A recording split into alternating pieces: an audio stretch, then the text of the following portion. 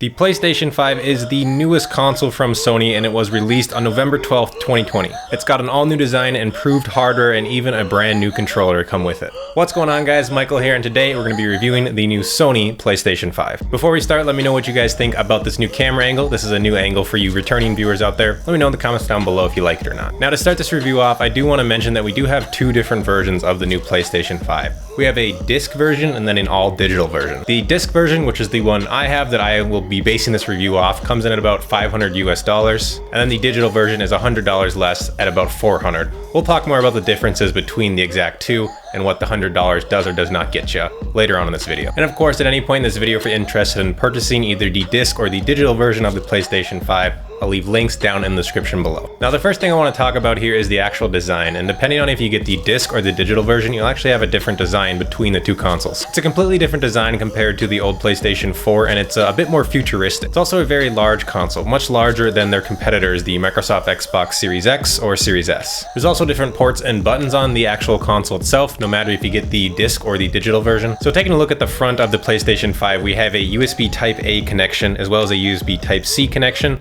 something that the Xbox Series X doesn't have, so props to Sony for giving us a USB Type-C connection. We also have a physical power button that is not touch sensitive, so unlike some previous consoles from Sony, this one you can actually click and it'll turn the PlayStation on or off. If you purchase the disc version of the PlayStation 5, you'll also get a disc eject button here for that Blu-ray drive. And if you take a look at the back of the PlayStation 5, we'll get two more USB Type-A ports, an Ethernet port, an HDMI port, as well as a power adapter to actually power the console itself. Overall, I do like the design changes. I like that there's a USB-C port included on here, but let me know in the comments down below. Do you guys think this is too futuristic of a design? I know there's a bit of controversy around it. It's also incredibly large. At the end of the day, though, it's just gonna set on your entertainment stand anyways, so is it really that big a deal? I guess I could see it being too flashy for some people, but I guess personal choice. Now, next, let's talk about the actual hardware and specs on the PlayStation 5. Before we do that, if you're new to the channel, please be sure to subscribe. I'm putting out new tech and gaming videos every single week. So for the CPU on the PlayStation 5, no matter what version you're gonna get an AMD CPU that has 8 cores in it. It's actually a Zen 2 at 3.5 gigahertz. Of course, you're gonna get an upgraded GPU with this thing as well to display all those new games that you're gonna be playing. It's the AMD RDNA 2 architecture hardware, and the GPU itself has about 10.28 teraflops in it at 2.23 gigahertz. So overall, a much bigger upgrade compared to something like the PS4. RAM, you're actually getting twice the power as the PS4 Pro, so we have 16 gigabyte GDDR6 Ram here at 256 bits. Storage, you're actually going to be getting less than the PlayStation 4, but it's going to be faster. So there's a custom SSD built in here, the 825 gigabytes in it,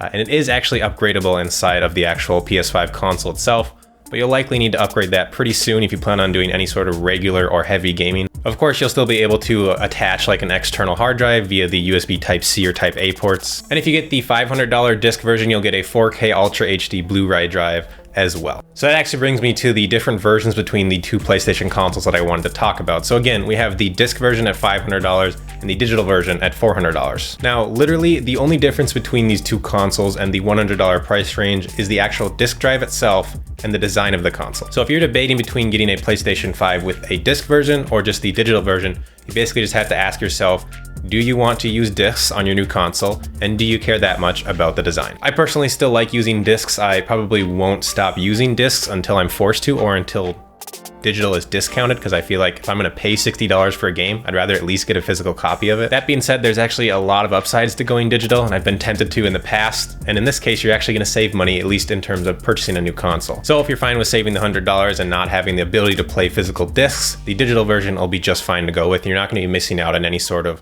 hardware or specs whatsoever. So if you have gotten a PlayStation 5 or you're thinking about getting one, let me know in the comments down below if you got the disc or the digital version. Next, I want to talk about the actual controller itself. So included in the PlayStation 5, whether you get the disc or the digital version, is the new DualSense Controller is what they're calling it. So this controller is absolutely awesome. I actually did a video on this already, so I'm not going to touch on it too much in this video.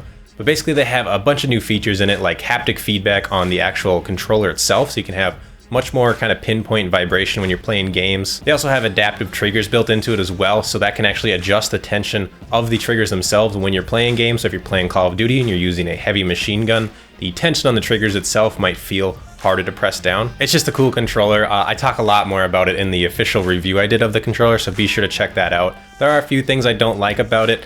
The joysticks are still right next to each other, unlike something like an Xbox controller where the joysticks are kind of off center. I personally prefer the joysticks to be off center. And then the grip on the back is really cool. They have the actual PlayStation kind of buttons on there, but it's just not grippy enough. It kind of feels like fine grit sandpaper. It's not enjoyable to hold. I didn't really like the grip on the back. Lastly, you got the games for this thing, and the games are awesome, especially if you're a single player gamer. You're gonna have a ton of fun with this new PlayStation 5 with games like Spider-Man and Demon's Souls. They look great, they run great, and they're just amazing stories to play through. Both Sony and Microsoft did kind of have a hard time launching games here. I feel like with this generation, at least I feel like that personally, they didn't have a lot of pretty much new games that you could try out. Overall, I really enjoyed my PlayStation 5. I'm mainly an Xbox person. That's where my friends play. That's where I play most of my multiplayer games. But at the end of the day, Sony has those exclusives like Spider-Man, Uncharted, God of War, and that's the reason I ended up getting a PlayStation 5. Should you upgrade from a PS4? It kind of comes down to what you can afford. You can still get all the other games on the PlayStation 4 like I mentioned earlier, but these games are going to look better, they're going to run prettier. I'll say what I said in my Xbox Series X review. If you have a nice new TV that features HDR, 4K, and 60 frames per second, this will be a great upgrade for you. If you don't have that, if you have a TV that's still stuck on 1080p, maybe it's 30 FPS, you might not notice that much of a difference upgrading from a PS4 to a PlayStation 5. But let me know in the comments down below what you guys think of the new PlayStation 5. Are you getting one? And if you are, which version are you getting? Are you gonna get the disc one or the digital one? Be sure to check out my review of that new DualSense controller. And if you missed my Xbox Series X review, check that out as well. Other than that, thanks for watching this video, guys. I'll talk to you in the next one.